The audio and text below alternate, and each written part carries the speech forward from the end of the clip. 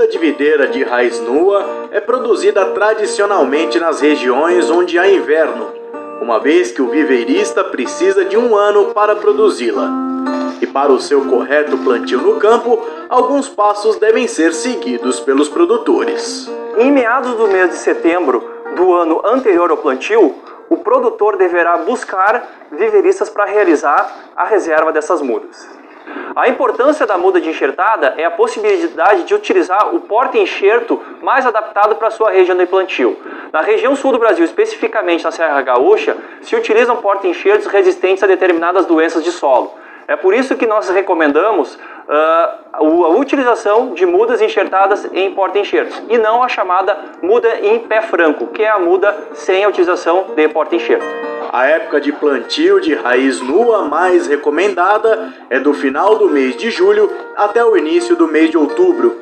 E o que define o início ou fim desse período é o risco de ocorrência de geadas tardias. Quanto maior o risco de ocorrência de geada tardia, mais tarde deverá ser o plantio desta muda, a fim de que a eventual ocorrência de geadas não cause os danos no início da brotação das mudas, que é a época que as mudas são mais sensíveis a esse evento. Uma etapa muito importante é a vistoria da qualidade da muda. Trabalha com uma série de viveiristas licenciados, que são indicados para a obtenção de mudas com qualidade superior, tanto morfológica quanto sanitária. Mesmo adquirindo mudas desses viveiristas, o produtor deverá fazer o que nós chamamos de vistoria da qualidade. Então aqui novamente eu tenho uma muda do tipo raiz nua, onde eu irei mostrar a primeira vistoria que o produtor deverá fazer, que se refere à morfologia desta muda. Basicamente, 2 pontos devem ser observados. Inicialmente, o ponto de enxertia e posteriormente o ponto de emissão de raízes. O ponto de enxertia ele deve ser plenamente soldado e isso será testado a partir do teste da torção do enxerto. Aplicando-se uma torção média, esse enxerto não poderá ceder. Isto é sinal de que a soldagem foi bem feita e não há fissuras.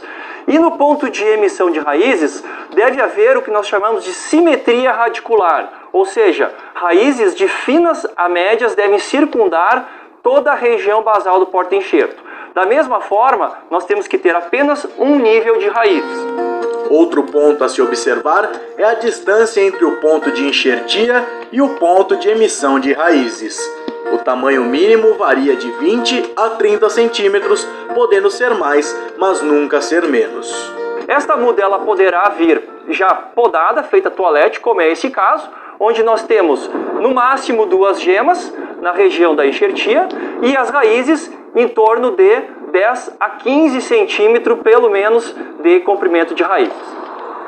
Além de realizar a análise morfológica, também deve ser feita a análise sanitária da muda, que se refere aos aspectos internos de sua formação e qualidade. Nesse caso, iremos fazer inicialmente uma amostragem do lote de muda. O produtor irá coletar 5 mudas desse lote, as 5 melhores mudas. Será realizada 2 cortes em cada muda. Inicialmente, em torno de 1 centímetro abaixo do ponto de enxertia será realizado o primeiro corte, e em torno de 1 centímetro acima do ponto de emissão de raízes será realizado o segundo corte. Nessas regiões internas, o produtor irá verificar se há ocorrência de necrose internas. Essas necroses internas, quando ocorrerem em percentuais muito elevados, e se utiliza como valor padrão 50% de área necrosada em relação à área total, se considera que há um elevado risco desta muda estar contaminada por doenças de tronco. Na preparação para o plantio, não se recomenda a utilização de herbicidas pré-emergentes, em função dos riscos de fitotoxidez. Por isso, a utilização de enxadas rotativas é bastante eficiente para controlar as plantas que venham exercer alguma competição sobre a muda. Além das plantas de cobertura, também deve ser considerada a adubação de correção desta área para as futuras mudas. Neste caso, se considera a calagem e a aplicação do fósforo e do potássio. Todos esses aplicados em cobertura e uniformizados, num período mínimo de 4 meses antes do plantio. A adubação nitrogenada ela será realizada após o início da brotação das mudas.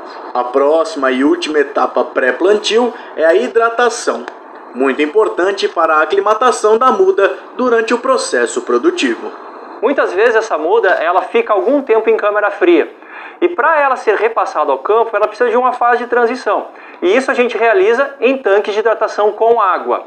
Esse período ele varia de 8 a 24 horas antes do plantio e imediatamente após a limpeza e a toalete da muda. Cabe destacar também que se a área em que essa muda for plantada tem histórico de declínio e morte de plantas por doenças de solo ou doenças de tronco, esta água de hidratação pode ser tratada com fungicidas para proteção das raízes durante o período de desenvolvimento inicial da muda no campo. Apesar de o processo parecer simples, é no momento do plantio que o produtor deve ter mais atenção para evitar a morte das mudas, seja por adubação na cova ou por sua profundidade. Por ocasião do plantio, nós iremos enterrar essa muda ao nível da emissão das raízes. Por isso que é importante a vistoria morfológica. Então nós iremos realizar uma profundidade de tal forma que nós acomodemos as raízes na sua forma simétrica e ao realizar o enterrio, nós iremos fazer ao limite do ponto de emissão de raiz.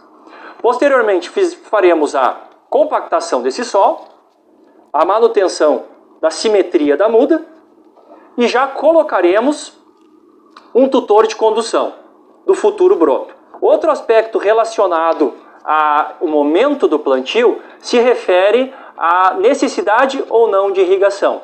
Dentro daquela janela de plantio recomendada, para as regiões de clima de estações bem definidas, em geral não há necessidade de irrigação suplementar. Porém, quando a primavera se mostrar com regime hídrico abaixo da média, especialmente nos 30 a 45 dias pós-plantio, é sim necessário realizar alguma suplementação com alguma água. Não esqueça de retirar as fitas do porta-enxertos a partir do 6º mês. Porém eles podem acarretar vermelhidão das folhas e não ter seiva suficiente para manter os cachos de uva. Pode ocorrer mortes das plantas quando um grande prejuízo irreparável ao proprietário.